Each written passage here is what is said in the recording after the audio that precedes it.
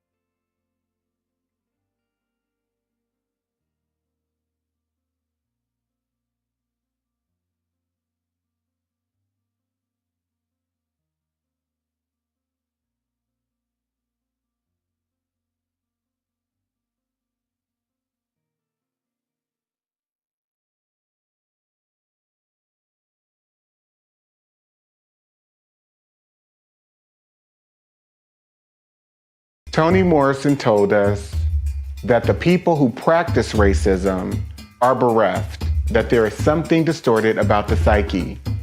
It's a huge waste, and it's a corruption and a distortion. It's like a profound neuroses that nobody has examined for what it is.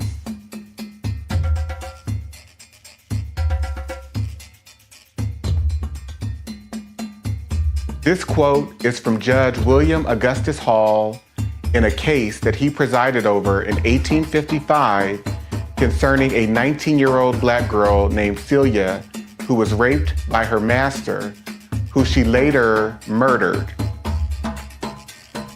Judge Hall told the jury, if Newsom was in the habit of having intercourse with the defendant, who was his slave, and went to her cabin on the night he was killed to have intercourse with her, or for any other purpose, and while he was standing in the floor talking to her, she struck him with a stick, which was a dangerous weapon, and knocked him down, and struck him again after he fell, and killed him by either blow, it is murder in the first degree.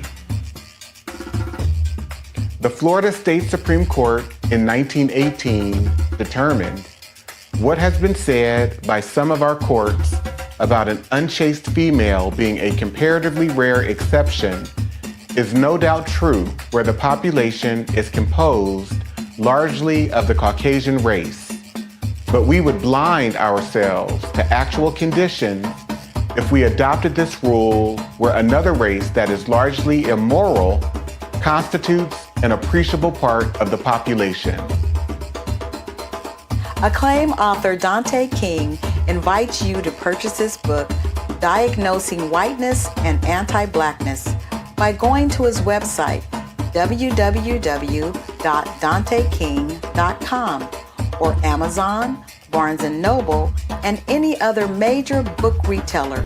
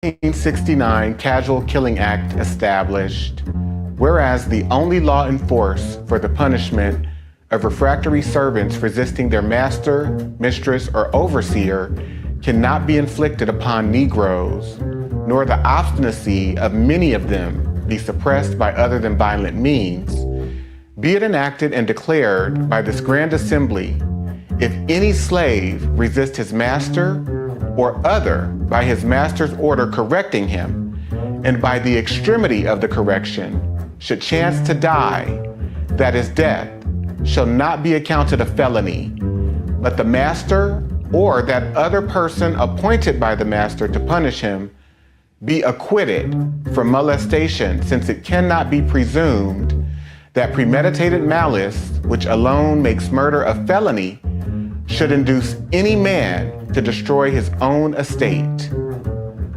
A wise doctor once said, white supremacy is diagnosable in individuals, systems, and society as a whole.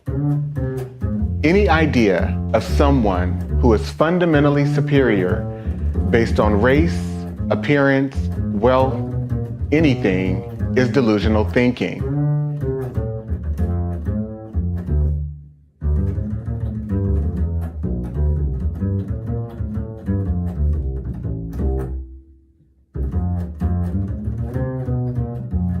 The Mississippi State Supreme Court determined in 1859 the crime of rape does not exist in this state between African slaves.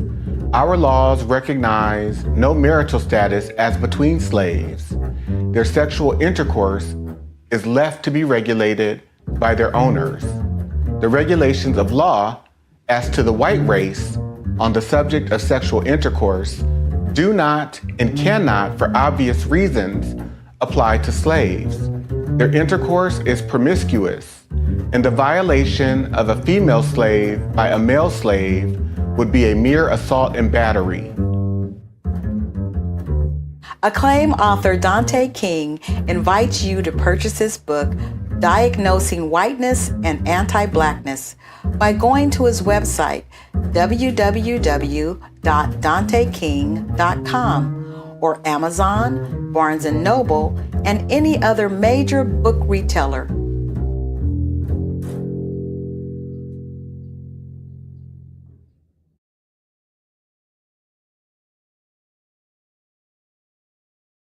The book surprised you the most? A whole book. The whole book. Because I thought that I knew a lot until I read that book and realized I didn't know anything. There was a lot to learn and a lot to still be discovered. I'm still processing it. I can see things now that I didn't see before. And it's all because of the book. I love that. Jules? So much of the book really opened my eyes to things. The Casual Killing Act, the legality of rape. And then one of the other parts was the housing covenants and the covenants that were allowed. And growing up in the Bay Area, St. Francis Wood, for instance, is a highly coveted place to want to live or want to strive to, right? I was a child and I'd passed through St. Francis Woods, and it was something that you feel could have been attainable. And then as you read Dante's book, you realize it's attainable for white people. It's not attainable for me. It's not attainable for you, not in the way that you think you would be able to attain certain places and spaces. You are written out of that legally. Right. And Alicia? What really stands out to me is the 1850 Fugitive Slave Act, which describes so much of how white people operate in terms of that act deputizing all white Americans to serve as white racial police against African Americans, whether they're freed or enslaved, and getting incentivized by bounties, by slave auctions to surveil and police and criminalize Black people, and how that persists today, the obsession with it. The author of the book, some time to speak directly to the audience. Tell them what you know they need to hear and the takeaway from these 10 episodes that wonderfully, thoughtfully, and lovingly unpack the chapters of your work. The last thing that I would like to leave all of you with is a call to action. Read the book, study the book with your friends and family. Take it one chapter at a time and highlight, read, reread the information contained in each of the chapters, as well as the reflection questions that are at the end of each chapter, because we have to understand we've normalized violence against African American people. We have lost all regard of our humanity towards African American people. This is a call to action to regain a sense of your own humanity in regards to how you come to knowing, understanding, making meaning about who you are in relationship to Black people, and how have you been tainted and corrupted by white rulership and white racial control. This is a lifetime journey for me. I know that I will be in recovery from white supremacy and anti-Blackness throughout my entire life. And so I'm calling us to be greater people, greater advocates for each other, greater in our understanding. So thank you so much for being a part of this experience. I hope it serves you well. I hope it serves your family well. I hope you can go out and be recommitted to supporting, uplifting, believing Black people. Thank you.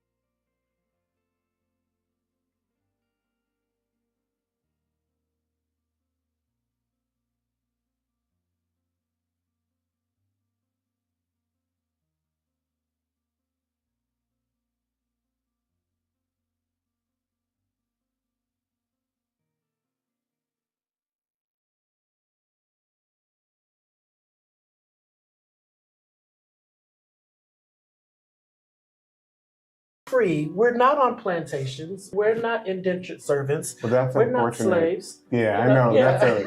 We are That's free. such an unfortunate mindset. Again, it's rooted in low standards too, because your starting point, as it pertains to Black people and freedom, is one where people are bound, shackled in chains, being subjected to rape and pedophilia, and stuck on agricultural plantations. And so we don't necessarily consider, for example, the public health institution or, my job at Google or my job as an attorney at this law firm. We don't consider these corporation plantations where white people have benefited for centuries, and yet we still are subjects of servitude in a system that's based on feudalism. So therefore we have developed false impressions, I guess I would say, and low standards and low expectations around how we define and deal with freedom.